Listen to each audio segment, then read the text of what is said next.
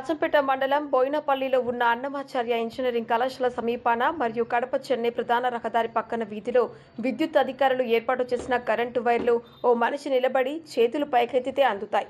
మరీ అంత నిర్లక్ష్యంగా ఎందుకు విద్యుత్ అధికారులు వ్యవహరిస్తున్నారో తెలియడం లేదు. ఈ ప్రాంతంలో అన్నమాచార్య ఇంజనీరింగ్ కళాశాలకు సంబంధించిన విద్యార్థులు ప్రైవేటు హాస్టల్లో ఉంటూ నిత్యం ఉదయం, మధ్యాహ్నం, సాయంత్రం ఈ ప్రాంతంలో తిరుగుతూనే ఉంటారు.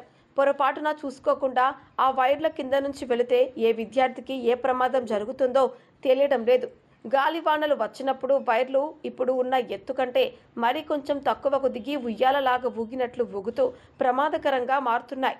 ఈ కరెంటు వైర్లు ఉన్న విద్యుత్ స్తంభాల పక్కనే నూతనంగా అనేక నిర్మాణాలు కూడా జరుగుతున్నాయి.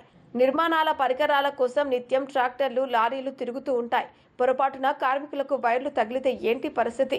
ఈ సమస్యపై చుట్టుప్రక్కల ప్రజలు, హాస్టళ్లు యజమానులు అనేకసార్లు విద్యుత్ అధికారులకు వివరించినా వారు పెద్దగా పట్టించుకోకపోవటం ఏమిటని ప్రజలు ప్రశ్నిస్తున్నారు. ఒక చోట నుండి మరొక చోటికి విద్యుత్ కనెక్షన్ తీసే సమయంలో విద్యుత్ అధికారులు అనేక జాగ్రత్తలు వహించాలి. అలాంటివి పాటించకుండా ఇష్టం వచ్చినట్లు కనెక్షన్ల కోసం వైర్లు లాగుతూ ప్రజల ప్రాణాలతో చెలగాట మాడుతున్నారని చుట్టుప్రక్కల ప్రజలు ఆవేదన వ్యక్తం చేస్తున్నారు.